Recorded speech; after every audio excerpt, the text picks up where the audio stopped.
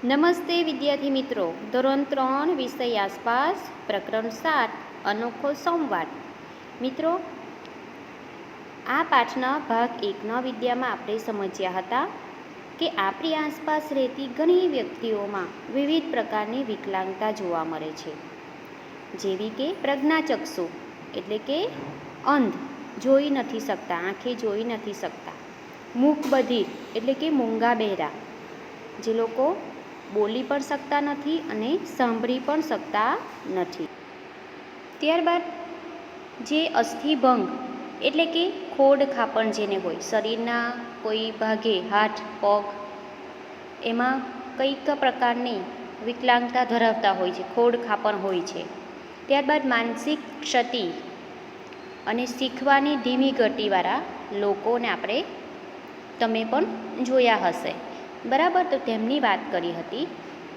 તો જે આ પ્રકારની વિકલાંગતા જો નોર્મલ હોય એટલે કે ઓછી હોય, તો તમે જે શાળામાં ભણો છો તેવી શાળામાં બાળકોને ભણાવવામાં આવે છે. પરંતુ જો વિકલાંગતા વધારે હોય તો એમના માટેની સ્પેશિયલ શાળા હોય છે, તેમાં તેવા બાળકોને ભણાવવામાં આવે છે, જેથી કરીને તેઓ ત્યાં જે તેમને ઈશારાની ભાષા શીખવીને ભણાવવામાં આવે છે, બરાબર. એકબીજા સાથે વાતચીત કેવી રીતે કરી શકાય, પોતાની વાત બીજા સમક્ષ કેવી રીતના રજૂ કરી શકાય, તે તેઓને શીખવવામાં આવતો છે ઈશારાથી, બરાબર. તો આવા બાળકોને પ્રેમ અને હૂંફની જરૂર હોય છે, બરાબર. જેથી આપણે જો આપણી શાળામાં એવા બાળકો હોય તો તેમને આપણે પ્રેમ અને હૂંફ આપવાનું હોય છે, તેમને મિત્ર બનાવવાના હોય છે, બરાબર. તો આ બધી બાબતોની વાત આપણે કરી હતી. તો હવે આપણે આગળનો મુદ્દો જોઈએ. રંગ પૂરો. ચિત્રમાં આંખ, નાક, મોઢું નથી. આ જે ચિત્ર છે એક બાળકનું, એમાં શું નથી? આંખ, કાન, મોઢું નથી. તમારે એ બનાવવું પડશે. આ માટે આપેલી વિગત વાંચો. ચાલો, કેવું મોઢું બનાવવાનું છે આપણે? આ આફતાબ છે, તેનું મનપસંદ રમકડું પડી ગયું છે અને તૂટી ગયું છે. તે ઉદાસ છે, તેનો ચહેરો કેવો લાગશે? હવે આપણે સમજ્યા હતા વિડીયોના ભાગ 1માં કે આપણના ચહેરો એ આપણો અરીસો છે, બરાબર. આપણા ચહેરા પરથી જ ખબર પડી જાય છે કે આપણે ઉદાસ છીએ, ખુશ છીએ, ગુસ્સામાં છીએ. એ વાતની ચર્ચા આપણે માહિતી વિડીયોના ભાગ 1માં મેળવી હતી, બરાબર ને. તો આપણો ચહેરો એ આપણો દર્પણ છે, અરીસો છે, જેના પરથી આપણો ચહેરા પરથી બીજા વ્યક્તિને તરત ખબર પડી જાય છે કે આપણે આજે ઉદાસ છીએ, આનંદમાં છીએ કે ગુસ્સામાં છીએ, બરાબર. તો એના આધારે આજે થોડા બાળકો છે, એમના અલગ અલગ જે ચહેરાઓ એનું વર્ણન અહીં આ ચિત્ર દોરીને કરવાનું છે. તો કે આફતાબ છે, તો એનું મનપસંદ રમકડું તૂટી ગયું છે. હવે તમે વિચારો કે તમારું મનપસંદ રમકડું હોય, કંઈક વસ્તુ તમને ખૂબ જ ગમતી હોય અને એ તૂટી જાય, કે તમારી સાથે કંઈક તમારી વસ્તુ કંઈ પણ ખરાબ થઈ ગયું હોય, તો તમે ઉદાસ થઈ જાઓ છો.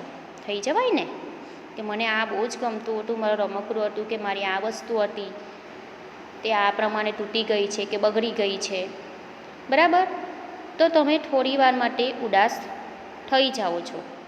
તો ત્યારે તમારો ચહેરો કેવો લાગશે? તમારા ચહેરા ઉપર ઉદાસીનતા છવાયેલી છે, ત્યારે તમારો ચહેરો કેવા પ્રકારનો દેખાશે? તો એ આફતાબ ઉદાસ છે.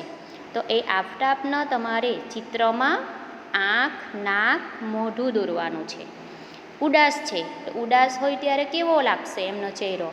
તો એ તમારે દોરવાનું છે. તમે તમારો ચહેરો અથવા તમારા મિત્ર ઉદાસ થયો છે એવું માનીને તમારો ચહેરો પર તમે દર્પણમાં જોશો કે હું ઉદાસ છું, તો કેવો લાગશે ચહેરો તમારો? તો એ પ્રમાણે તમારે અહીં આ ચિત્ર પાઠ્યપુસ્તકમાં જે આપ્યું છે એ તમારે પેન્સિલથી દોરવાનું છે. ત્યારબાદ છે આ જૂલી છે, હજી ગઈકાલે જ તેની નાની બહેનનો જન્મ થયો છે. તે ઘણી ખુશ છે. તેનો ચહેરો કેવો હશે? ચાલો, ખુશ હોઈએ ત્યારે ચહેરો કેવો લાગે? હસતું મોઢું હોય છે, પરંતુ જે ચહેરા પર બી રોનક છવાયેલી હોય છે. એમ ખુશી જો હોય તો ચહેરા પર એનું ચહેરો આખો ખુશીથી ઝૂમતો હોય તો કેવો પ્રકારનો લાગશે? ખુશાલીમાં ચહેરો. તો એ પ્રમાણેનો ચહેરો અહીં આ જૂલીનો તમારે બનાવવાનો છે. ત્યારબાદ છે આ રૂતવાની માતા છે. આજે રૂતવા રસોડામાં અથાણાની બરણી લેવા ગઈ. બરણી નીચે પડી ગઈ અને તૂટી ગઈ. તેની માતાના ચહેરા પરનો ભાવ કેવો હશે? રૂતવાની માતા છે. હા, આ રૂતવાની માતા છે, બરાબર. તો રૂતવા આજે રસોડામાં અથાણાની બરણી લેવા ગઈ, તો બરણી ઉતારતા એ નીચે પડી ગઈ અને તૂટી ગઈ. તો હવે મમ્મી ગુસ્સો કરશે? કરે ને? તમે હોય ને તમે પણ જો કંઈક આ પ્રમાણે વસ્તુ તોડી નાખો, બરાબર, અથવા તો કંઈક નુકસાન પહોંચાડો ઘરમાં અને વસ્તુ મોંઘી હોય તો મમ્મી ગુસ્સો કરે ને? કરવો પડે ગુસ્સો, કે શું કર્યું, સાચવીને નહીં કરાય. અથવા મમ્મીને કે કોઈ મોટા ઘરના સભ્યો હોય તેમને ના કહેવાય. તો મમ્મીને થોડી વાર માટે ગુસ્સો આવી જાય, બરાબર.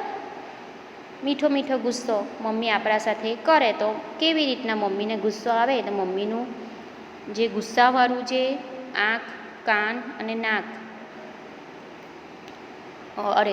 મોઢું પર આપણે આંખ અને એ પ્રમાણે ચહેરો પણ દોરવાનો રહેશે. આ રેહાના છે. તેને કૂતરાથી ડર લાગે છે. જ્યારે તે રમતી હતી ત્યારે અચાનક તેની સામે કૂતરું આવી ગયું. રેહાનાનો ચહેરો કેવો દેખાશે? અચાનક કૂતરાથી ડર લાગે છે ને કૂતરાથી તો આપણને પણ ઘણીવાર કૂતરા ભલે કશું એમ આપણને આપણી આસપાસ ફરતા હોય એમ કશું કંઈ કરતા નથી, પરંતુ કોઈક કૂતરું એવું હોય કે જે દોડતું હોય ને આપણે પણ દોડવા લાગીએ તે પાછળ આપણને દોડવા લાગી જાય. તો ઘણીવાર એવું બને તો આપણે પણ ડરી જતા હોઈએ છીએ. ડરી જઈએ ને કે કૂતરો મારી પાછળ દોડી રહ્યો છે, અને જેને કૂતરાથી ડર લાગતો હોય એ તો વધારે ડરી જાય, બરાબર. તો એમને રેહાનાને કૂતરાથી ડર લાગે છે અને જ્યારે રમતી હતી ત્યારે અચાનક કૂતરું તેની સામે આવી ગયું. એટલે કૂતરાથી ડર લાગતો હોય ને કૂતરું જો સામે અચાનક આવી જાય ને ઊભું રહી જાય તો જેને ડર લાગતો હોય તે તો ડરી જાય ને એકદમ કૂતરાને નજીકમાં જોઈને અચાનક. તો એનો ચહેરો અચાનક એમ કૂતરાને જોવાથી કેવો થઈ ગયો હશે? તો એ તમારે દોરવાનું છે.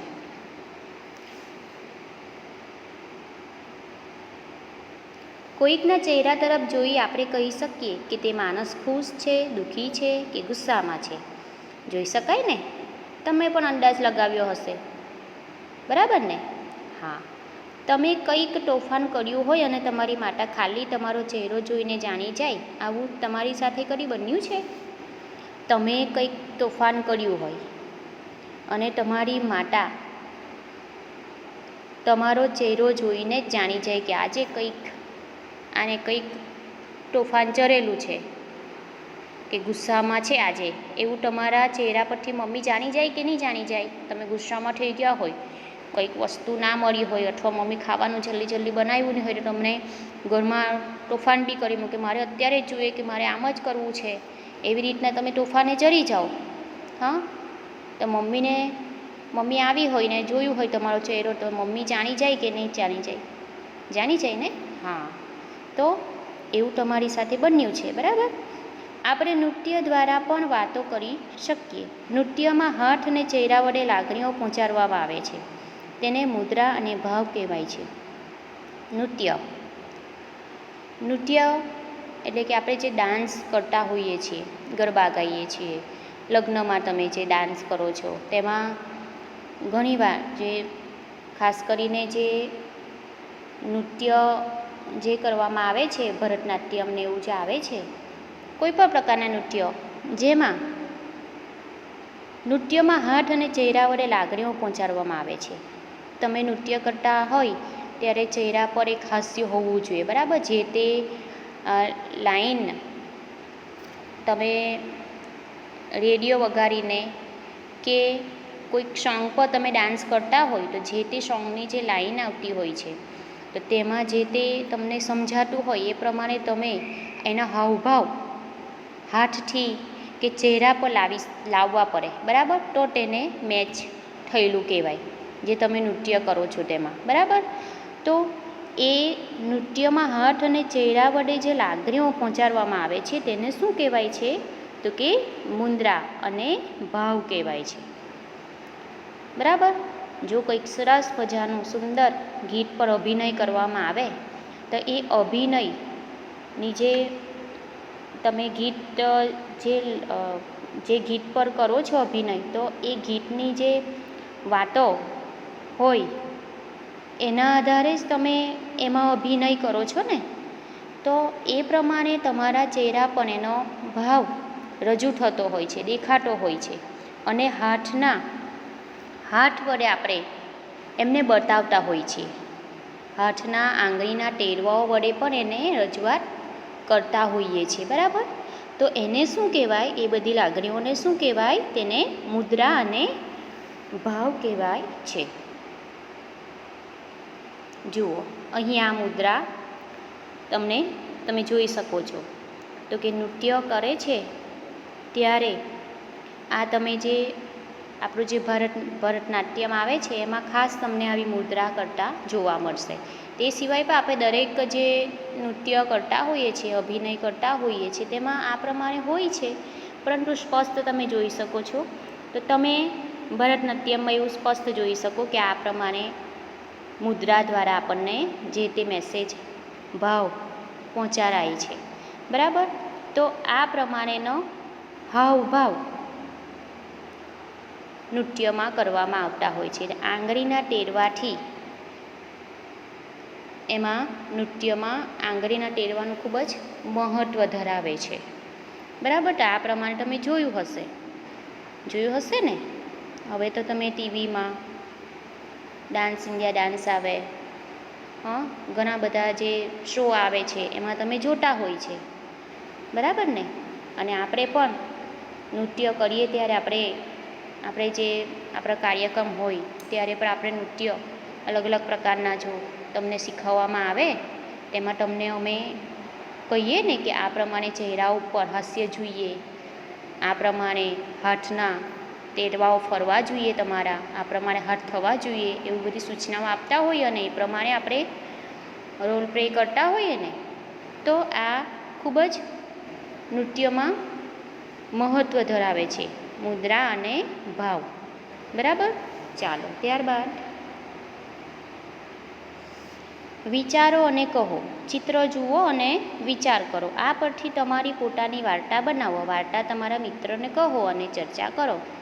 જુઓ, એક ખિસકોલીનું ચિત્ર છે અને સુંદર મજાની એક વાર્તા છે. એમાં એ વાર્તા આપણે સાંભળીએ. તો કે વાર્તામાં શું છે મિત્રો, કે એક ખિસકોલી છે, તો એ ખિસકોલીની વાર્તા આપણે જાણવાની છે, બરાબર?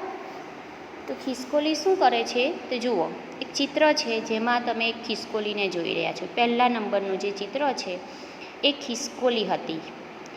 તે ગામના પાદરે આવેલા એક ઝાડ પર રહેતી હતી. તે ખૂબ જ આનંદી હતી અને રમતિયાળ પર હતી. ખિસકોલી તો જરા વારે ઉપર નીચે ઝાડ પર થતી હોય છે, કેટલી સરસ મજાની રમતી હોય છે, જોઈ છે ને તમે? હા, તેના ઘણા પ્રાણી મિત્રો હતા. ઘણા બધા પ્રાણીઓ તેના મિત્રો હતા. એક દિવસ ખિસકોલીને તેના મિત્રોને ખીર પૂરી જમાડવાનો વિચાર આવ્યો. ખીર ખાધી છે બધાએ? હા, ખીર તો બધાએ જ ખાધી હોય, બરાબર ને? તો ખિસકોલીને એક દિવસ ખૂબ જ ઘણા બધા મિત્રો હતા એના પ્રાણીઓ, તો એમની ઈચ્છા થઈ, ચાલો બધા મિત્રોને બોલાવીને હું ખીર પૂરી એક દિવસ જમાડું, એવો વિચાર આવ્યો. તેથી બીજા દિવસે તેણે તેના મિત્રોને ખીર પૂરી જમવાનું આમંત્રણ આપે છે. પછી ઘરે આવી સૌપ્રથમ તેણે કઢાઈમાં પૂરી તળી. જુઓ, ખિસકોલી બેન પણ રસોઈ બનાવી રહી છે, કેવી સરસ ચૂલો માંડીને કઢાઈ મૂકી છે, એના પર પૂરી તળી રહી છે, દેખાય છે ને? હા, તો પૂરી બની ગયા પછી તેને ચૂલા પર ખીર તૈયાર કરી. ચાલો જુઓ, પહેલાં બીજા ચિત્રમાં તમે જોઈ શકો છો પૂરીનું કરાયું છે, એમાં પૂરી તળાઈ રહી છે. અને ત્રીજા ચિત્રમાં શું છે, પૂરી બની ગયા પછી ખીર બનાવી રહી છે. તો ખીરનું ટપેલું તમે જોઈ શકો છો. ખીર ખાવાનું મન થઈ ગયું હશે પૂરીને કને, કેમ? ચાલો સરસ, ખાજો હા બધા. પછી હવે દિવાળી આવવાની છે તો નવી નવી વાનગી બનાવવામાં આવશે, બરાબર ને?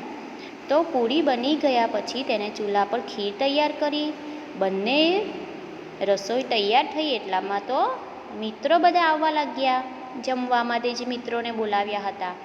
તો સૌ પ્રથમ મિત્રોમાં કાબર આવે છે. કાબર સૌ પ્રથમ કોણ આવે છે? કાબર આવે છે. પછી કાગડો, માખી, ઉંદર વગેરે પ્રાણીઓ આપણે જોઈ રહ્યા છે. ચોથા ચિત્રમાં આપણે આ જોઈ રહ્યા છે, બરાબર ને? હવે ખિસકોલીએ તેના બધા જ ભાઈબંધ પ્રાણીઓને ભરપેટ ખીર અને પૂરી ખવડાવી. બધાએ ખિસકોલીનો આભાર માને છે. ખુશ થઈને બધાએ ખીર પૂરી ખાધી અને બધાએ ખિસકોલી બેનનો આભાર માને છે. તો આ પ્રમાણે ભાઈબંધો હોય તો આપણે પણ આ પ્રમાણે કરતા હોઈએ છીએ, બરાબર ને? કોઈક દિવસ મિત્રને જમવા આપણે અત્યારે તો નહીં, પણ એમ કે તમારી બર્થડે હોય, આ તે મિત્રો બોલાવો તો મિત્રો સાથે વાતચીત કરવાની, સાથે મળીને નાસ્તો કરવાનો મજા આવતી હોય ને, બરાબર? તો આ પ્રમાણે ખિસકોલી બેને બધાને ભરપેટ ખીર અને પૂરી ખવડાવી, જેથી તેમના મિત્રોએ તેમનો ખૂબ ખૂબ આભાર માન્યો. તો આ પાઠ પૂર્ણ થાય છે. ત્યારબાદ આપણે હવે નેક્સ્ટ પાઠ, આગળનો 8મો પાઠ, જેના દ્વારા આપણે વિડીયોમાં પાછા મળીશું. જે પાઠ છે ફરરર, પક્ષીઓનો વિશે આપણે જાણકારી મેળવવાની છે. ફરરર પાઠ દ્વારા આપણે પક્ષીઓની, જુદા જુદા પક્ષીઓની માહિતી મેળવીશું. તો મળીશું પાછા.